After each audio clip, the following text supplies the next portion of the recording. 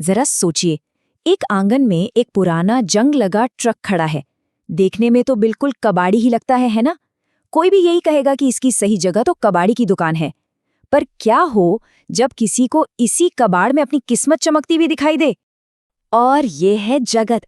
इनके लिए ये ट्रक सिर्फ लोहे का एक बेजान ढेर नहीं है, बल्कि ये तो उनकी जवानी का साथी है। और उन्हें पक्का यकीन है कि यही खटारा ट्रक एक दिन उनकी दुनिया बदल देगा। अब सवाल ये उठता है कि एक ऐसा ट्रक जो 10 साल से अपनी जगह से हिला तक नहीं, वो भला किसी की जिंदगी का रास्ता कैसे बना सकता है? ये कहानी इसी नामुमकिन को मुमकिन करने की है। तो यहीं पर कहानी का असली टकराव हमें देखने को मिलता है। एक तरफ है जगत की पत्नी कमला। उनके लिए तो ये ट्रक बस कबाड़ है जो आंगन में फालतू की जगह घिरे हुए है। लेकिन दूसरी तरफ है जगत, जिनकी नजरों में ये उम्मीदों से भरा है। मतलब एक ही ट्रक, लेकिन नजरिए बिल्कुल अलग।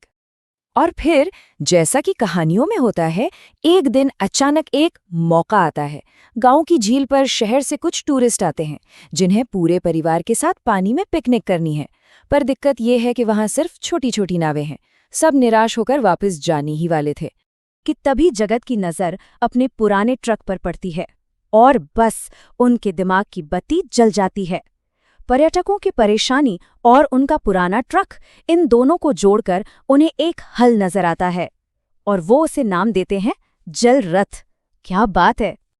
अब जगत का ये जो आइडिया है ना, ये एक बहुत ही खास भारतीय सोच को दिखाता है, जिसे हम सब जुगाड़ के नाम से जानते हैं। जुगाड़ का मतलब क्या है?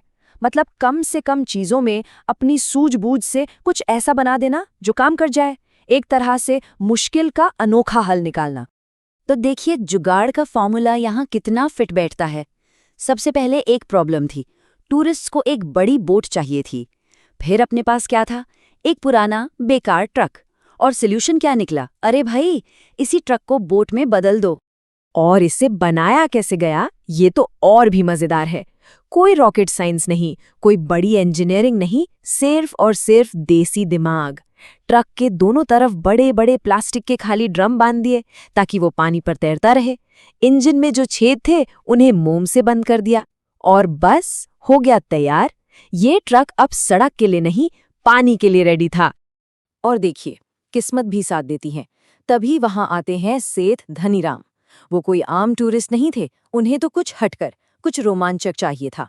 और उनकी नजर पानी के किनारे खड़े इस अनोखे जलरथ पर पड़ी। अब जगत के जुगाड़ की असली परीक्षा होने वाली थी। और जानते हैं क्या हुआ? ये जुगाड़ तो चल निकला।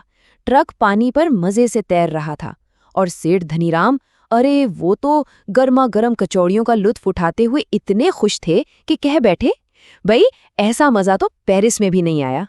सब कुछ एकदम बढ़िया चल रहा था, सब खुश थे। और तभी खटैक, एक जोरदार आवाज आती है, और उस एक आवाज के साथ ही सारा मजा, सारी खुशी एक पल में गायब हो जाती है।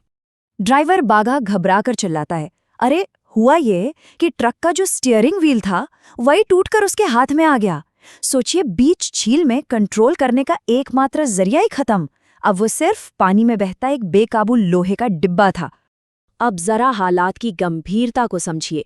ट्रक बिना किसी कंट्रोल के गोल गोल घूम रहा है, और वो भी सीधे कांटेदार झाड़ियों की तरफ जा रहा है। और इन सबसे ऊपर सेठ धनीराम को तैरना तक नहीं आता था। ऐसा लगा मानो जगत का जुगाड़, उनका सपना अब एक भयानक हादसे में बदलने वाला है। लेकिन ऐसी घबराहट में भी जगत ने हिम्मत नहीं हारी। और यही तो जुगाड़ की असली पहचान है। जब एक प्लान फेल हो जाए तो हार मत मानो, दूसरा प्लान बनाओ। जैसा जगत ने कहा, हमारा इंजन भले ही काम नहीं कर रहा, पर हमारा दिमाग तो कर रहा है। और फिर जगत ने लगाया एक और कमाल का जुगाड़। उन्होंने ट्रक की छत से लंबे लंबे बांस के डंडे उतारे और उन्हें चप्पू की तरह इस्तेमाल करना शुरू कर दिया। मतलब सोचिए, इतने भारी ट्रक को वो एक नाव की तरह खेने लगे। और जानते हैं, उनकी ये तरकीब काम कर गई। जगत, भागा और यहाँ तक कि सेठ धनीराम ने भी मिलकर उस बेकाबू ट्रक को धीरे धीरे मेहनत से किनारे तक पहुंचा ही लिया। जब वो किनारे पर पहुंचे, तब जाकर सबकी जान में जान आई। लेकिन कहानी का सबसे दिलचस्प मोड़ तो अब आता है। सेठ धनीराम नाराज नहीं थे, बल्कि वो तो इस पूरे एडवेंचर से इतने खुश और रोमांचित थे, मतलब खाना, फिर डर और फिर ये कमाल का रेस्क्यू, कि उन्होंने जगत को तय कीमत से डबल पैसे दिए। और आखिर में कमला, जो शुरू में इस ट्रक को कबाड़ समझ रही थीं, वो इस कहानी का सबसे बड़ा सबक बताती हैं।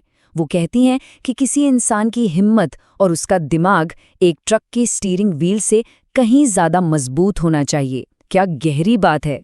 तो ये कहानी हमें सोचने पे मजबूर करती है ना? हमारे आसपास भी न जाने कितनी चीजें हैं जिन्हें हम कबाड़ या बेकार मान लेते हैं। सवाल बस इतना है कि क्या हम में से कोई जगत की तरह उस कबाड़ में छिपे खजाने को देख पाता है?